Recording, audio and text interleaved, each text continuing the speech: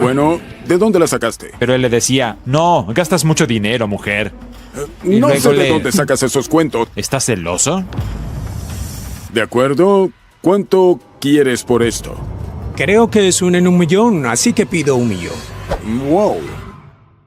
A ver, todos amamos Pawn Stars, pero no todo es risas y buenos tratos. Al final del día, es una tienda con clientes y con negociaciones que a veces no salen como esperaban. Sobre todo cuando alguien llega con el tesoro del siglo y se entera de que es una réplica barata. En este video, te mostramos a los clientes más furiosos que entraron caminando y casi se fueron echando humo. Desde diarios personales de íconos pop hasta cruces barrocas con soldadura moderna, estos vendedores llegaron convencidos de tener oro puro entre manos, pero olvidaron un pequeño detalle. Aquí no compran cuentos. Prepárate para una montaña rusa de egos heridos, objetos cuestionables y expertos que destruyen sueños con una sonrisa educada. Número 8. La gorra, el guante y el ego de Babe Ruth. Nada dice, esto va a ponerse bueno, como cuando un vendedor entra por las puertas de la casa de empeño con cara de campeón mundial y un guante y un bate supuestamente firmados por Babe Ruth. Sí, el bambino, el sultán del jonrón, la leyenda del béisbol, cuyo nombre hace saltar ceros en cualquier subasta. El cliente lo sabía y lo traía grabado en la sonrisa. Estaba pidiendo $120,000 por el dúo dinámico de recuerdos deportivos. Una cifra elevada, sin duda, pero para tratarse de Babe Ruth tampoco era una locura, siempre y cuando, claro, fueran reales. Y ahí es donde todo empezó a derrumbarse como una mala racha de los Yankees en septiembre. Rick, como buen veterano del "he visto de todo", se mostró cauteloso desde el primer momento. Dijo que quería llamar a un experto, como hace siempre con artículos de alto valor. Y fue ahí cuando el ego del cliente dio su primer swing al aire. Preguntó con tono desafiante, ¿quién es tu tipo? ¿Y qué lo hace especial? Rick, con esa calma budista que le da el saber que no tiene prisa por perder dinero, explicó que confiaba plenamente en su equipo y que, al contrario del vendedor, los expertos no necesitaban firmar su propio certificado de importancia. El experto llegó, observó los artículos con ojo clínico, tocó el bate, miró el guante, leyó el papel de autenticación y de inmediato frunció el ceño. El certificado que el vendedor trajo como garantía no solo le pareció dudoso, le resultó alarmantemente familiar. Resulta que quien firmó ese papel estaba directamente vinculado con una operación encubierta del FBI por fraude en firmas de celebridades. Sí, todo un escándalo nacional de recuerdos falsificados. Y si eso no fuera suficiente, agregó que ninguna casa de subasta seria aceptaría jamás ese certificado como válido. Traducido, lo que el vendedor tenía entre manos era como mínimo inservible comercialmente y como máximo una lección cara. Rick, apenas escuchó eso, cerró el trato de inmediato. Y por cerró el trato nos referimos a le mostró la salida al cliente sin tocar su billetera. El vendedor, por supuesto, salió ofendido, molesto y con el mismo entusiasmo que un fan que descubre que su autógrafo de Michael Jordan fue escrito con pluma Bic en un baño de centro comercial. Y por si fuera poco, antes de cruzar la puerta, soltó su joya final. ¿Ese tipo siquiera sabe quién es Babe Ruth? Sí, claro que lo sabe. Y por eso no compró tu bate, campeón, sin trato, sin gloria, y con una firma que vale tanto como la opinión del cliente sobre los expertos, absolutamente nada. Número 7. Las lámparas de bronce que brillaban, pero no por su autenticidad. A la tienda entró una señora elegante, de esas que caminan con la seguridad de quien ha vivido más que el bronce que cargan. Traía consigo una colección que, según ella, merecía estar en un museo o en la sala principal del Louvre. 6 lámparas y figuras de bronce cold painted, supuestamente firmadas por el renombrado artista Franz Bergmann. Con un brillo nostálgico en los ojos, explicó que esas piezas llevaban años con ella, pero que había llegado el momento de dejarlas ir. Sus hijos no las querían, porque claro, la generación moderna prefiere lámparas LED con Bluetooth, así que ahora buscaba un nuevo hogar para esas esculturas, y no por cualquier precio. Quiero $30,000 por las 6, declaró sin titubear, como quien da una cifra modesta por un pedacito de historia europea. Cory, con la diplomacia de un político en zona peligrosa, admitió que no tenía idea de lo que estaba viendo. Las figuras parecían sacadas de un bazar otomano, pero con pinta de haber pasado por una feria artesanal, así que activó el protocolo infalible: llamar al experto en arte decorativo. Entra en escena Chad, el especialista con ojos de águila y corazón frío, con sus lentes al borde borde de la nariz y su lenguaje técnico afilado, empezó la evaluación. Primero pesó las piezas, buscando esa solidez única del bronce verdadero. Luego examinó cada una en busca de la famosa firma secreta de Bergman, el misterioso Namgreb, sí, Bergman al revés, o la famosa B en una vasija. Y ahí comenzó el desmoronamiento. La primera figura tenía buen peso, pero no era bronce, era metal blanco, probablemente estaño. La segunda tenía patina caliente, no pintura fría, lo que ya la descartaba como obra de Bergman. Otra mostraba una firma, sí, pero de un artista completamente distinto. En resumen, ninguna de las 6 piezas era auténtica. El veredicto fue rápido y doloroso. Si todas fueran genuinas, sí valdrían esos $30,000, pero en realidad podría sacar unos $1,000 o $1,100 en total, y eso con algo de suerte. La señora, aunque con evidente decepción, mantuvo la dignidad. Cory le dijo con sinceridad que, a ese precio, simplemente no podía hacer trato. Ella suspiró, asintió, y con una sonrisa resignada, dijo que no pasaba nada, que las pondría en una vitrina, bien iluminadas, para que al menos cumplieran su misión estética. No hubo trato ni firma de Bergman, y con 6 figuras que ahora eran oficialmente decoraciones de lujo, pero solo para la sala de su casa. Número 6. El scooter Harley Davidson que no rugió, pero al menos se vendió. El siguiente visitante llegó a la tienda con una máquina que parecía sacada de un catálogo alternativo de Harley Davidson, una motocicleta, pero no cualquier motocicleta. Era un scooter Harley Davidson Topper de 1962, el hijo menos ruidoso, menos musculoso y más ignorado de la familia Harley. El vendedor, un fanático de las 2 ruedas con cierta presión conyugal detrás, explicó que tenía varias motos en casa, pero que su esposa había puesto una regla clara sobre la mesa. Una Harley debía salir del garaje, y el Topper, por razones obvias, fue el elegido para el exilio. Pidió con convicción $8,000, argumentando que era un modelo raro, una pieza histórica, casi un unicornio sobre ruedas. Y justo en ese momento, Chum-Li entró en escena. Con la emoción de un niño viendo un juguete antiguo, pidió subirse al scooter, lo encendió, tocó la bocinita y su rostro lo dijo todo. Ese vehículo no rugía, susurraba. Después de una vuelta imaginaria sobre el mismo sitio, Chum-Li se bajó y entre risas admitió que no se sentía particularmente rudo manejándolo. Parecía más un delivery nostálgico que un motero rebelde. Aún así, le gustaba el estilo, aunque sabía que venderlo no sería fácil, así que lanzó su oferta inicial sin rodeos, $2,000. El vendedor, sin perder la compostura, contraofertó $4,000. Chum-Li negó con la cabeza. Sabía que la demanda por ese modelo era tan baja como el ruido que hacía su motor. Siguió entonces el clásico ir y venir, $2,200, $2,000, hasta que finalmente ambos coincidieron en el punto medio emocional, $2,100, una cifra no gloriosa, pero suficiente para liberar espacio en el garaje y salvar el matrimonio del vendedor. Resultado final, trato cerrado. El scooter encontró nuevo hogar, la esposa ganó la batalla del espacio y Chum-Li se llevó una Harley que no da miedo, pero sí conversación. Número 5. La cruz barroca que no sobrevivió al fuego, ni a Rick. El siguiente aspirante a vendedor entró con paso confiado y una sonrisa de quien sabe, o cree saber, que está cargando oro puro entre las manos. Presentó como si revelara un tesoro escondido por templarios, una cruz barroca, supuestamente de más de 300 años, hecha en oro de 15 quilates y adornada con diamantes en corte de rosa. Era, según él, una joya antigua de incalculable valor, que casualmente llevaba guardada en su caja fuerte desde hacía un par de años, una joyita ignorada como quien tiene un Picasso decorando el baño. Explicó que solo quería deshacerse de ella porque estaba acumulando polvo, pero eso sí, no pensaba regalarla. Estoy buscando $8,000, pero si me hablas bonito, podría bajarme a $5,500. Rick tomó la cruz entre los dedos, la giró con la precisión de un joyero y comenzó a soltar su discurso histórico habitual. Describió con entusiasmo cómo en el periodo barroco el oro era trabajado con herramientas básicas, los diamantes eran opacos porque no existía el pulido moderno y que el arte de entonces no tenía la simetría perfecta que vemos hoy. Hasta ahí todo parecía ir bien, pero entonces Rick frunció el ceño. Detectó algo inaceptable. Giró la cruz y ahí estaba, una unión moderna con soldadura a soplete, una técnica impensable en el siglo XVIII, a menos que algún orfebre barroco hubiera tenido acceso a un DeLorean y una ferretería industrial. Para terminar de rematar, no había ningún sello europeo, ningún grabado auténtico, y además, el oro no era uniforme. Había claramente 2 tonos distintos y y uno de los brazos de la cruz parecía tan forzado como un parche en una camisa de seda. Rick, con su clásica mezcla de cortesía y honestidad brutal, le dijo al vendedor que aquello no era una cruz de 3 siglos, sino una especie de collage moderno hecho con partes viejas, que sí, tenía algo de oro, pero nada más. Le dio su veredicto, unos $200 por el valor del oro, y que ni se molestara con los diamantes porque ni siquiera valía la pena desmontarlos. El vendedor, tratando de no desinflarse en público, agradeció con un gesto seco y se marchó, aunque, si somos sinceros, probablemente esperaba salir de ahí financiando unas vacaciones en Capri, y terminó con una lección de historia y humildad. No hubo trato sin cruz de museo, y con la dolorosa realización de que no todo lo que brilla es barroco ni valioso. Número 4. Los billetes de $500 que casi valen oro. El segundo aspirante a millonario del día llegó con una propuesta que parecía sacada directamente del Tesoro Nacional.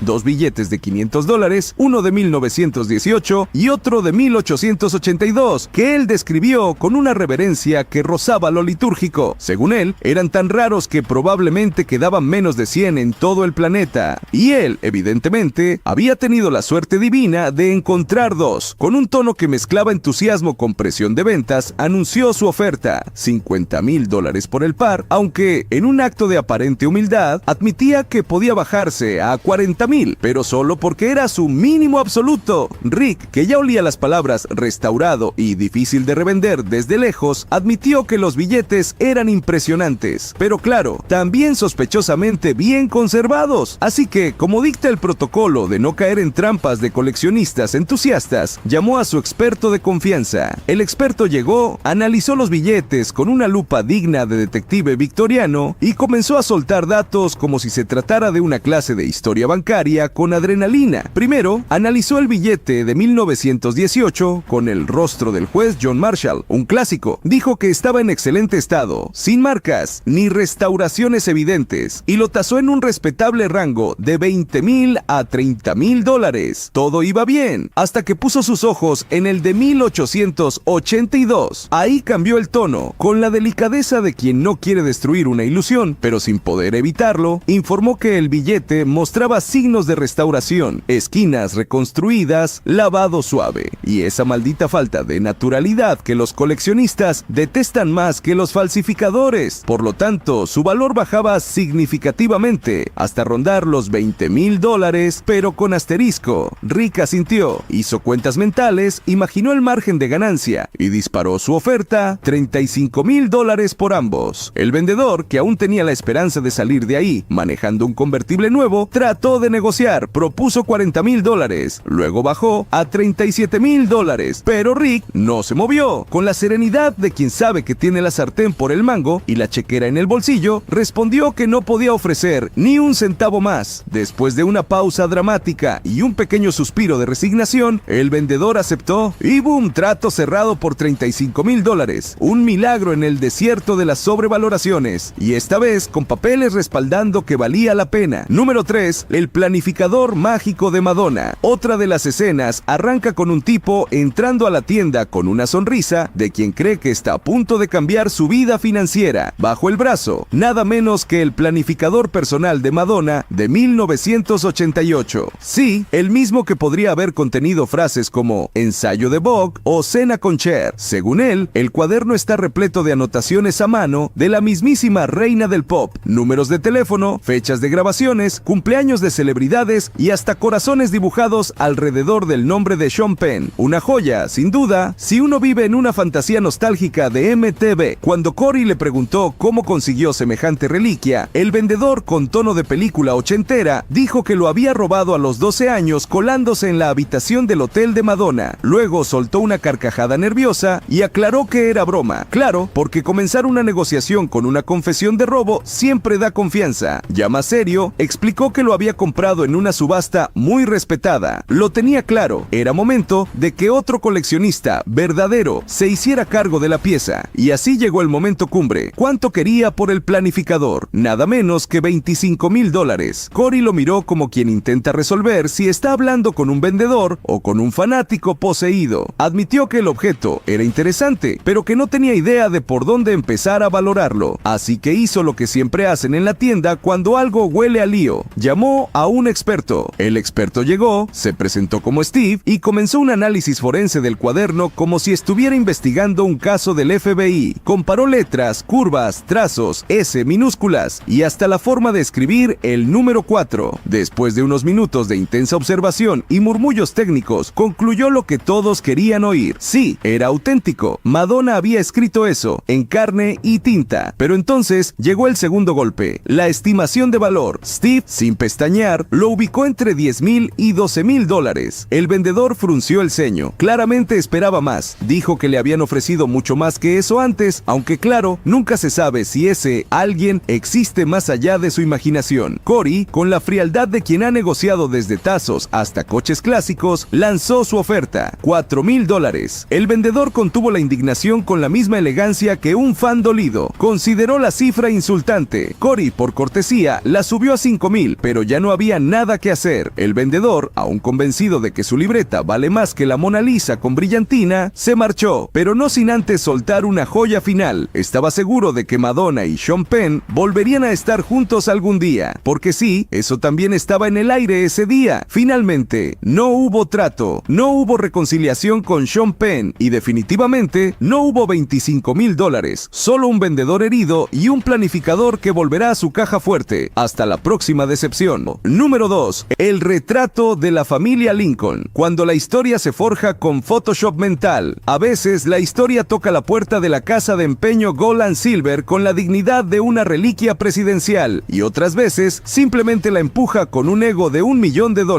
Un día cualquiera, un hombre entró a la tienda con el pecho inflado y una sonrisa de "prepárense para la gloria". Traía en sus manos una fotografía que, según él, valía más que muchas casas y varios divorcios. Un retrato único de Abraham Lincoln con su esposa Mary Todd, fechado en 1863. Con toda la seguridad del mundo, explicó que era una pieza absolutamente inigualable, que era la joya de su colección y que no solo estaba convencido de su autenticidad, sino que pedía por ella nada menos que $1 millón. Sí, $1 millón, por una imagen que, según él, podía cambiar el rumbo de la historia fotográfica americana. Rick, con ese olfato de sabueso para detectar posibles desastres, no tardó en sentir el olor a problema. Por más impresionante que fuera la supuesta fecha, 1863, es decir, plena guerra civil y apogeo de la presidencia de Lincoln, había algo que no cuadraba, así que hizo lo que siempre hace cuando un vendedor confunde entusiasmo con evidencia. Llamó a una experta. Ella llegó con su maletín de conocimientos y su software de comparación facial. Sin perder tiempo, puso la foto del supuesto Lincoln y Mary junto a una imagen auténtica y documentada de Mary Todd Lincoln. Y ahí fue donde comenzó el colapso. Los rasgos no coincidían, ni la forma del rostro, ni los ojos, ni la línea de la mandíbula. Era como comparar a la Mona Lisa con una caricatura de feria. Parecidos solo si uno entrecierra los ojos y quiere creerlo muy fuerte. La experta, con la tranquilidad que da la experiencia y la práctica de decirle a la gente que su tesoro no vale nada, lo declaró con firmeza. La foto no era auténtica y ahí se desató el drama. El vendedor no solo no lo aceptó, sino que se puso a la defensiva con una arrogancia de proporciones presidenciales. Declaró que él sabía más que la experta, que ella estaba equivocada y soltó una joya de sarcasmo que pasará a la historia del ego coleccionista. Es tu carrera, tienes derecho a desacreditarte. La experta, con cara de quien ha escuchado eso 1000 veces, se mantuvo firme. Rick, por su parte, intervino con su clásica sentencia final. Le dijo al cliente que si su experta no avalaba el artículo, entonces no había venta posible. El vendedor, aún ofendido, recogió su foto con la misma energía con la que uno se lleva una tarea no aprobada del colegio y salió de la tienda sin mirar atrás. El resultado final, sin trato, sin retrato y con una lección gratuita. Cuando desafías a un experto en su propia cancha, lo único que puedes ganar es la puerta de salida. Número 1.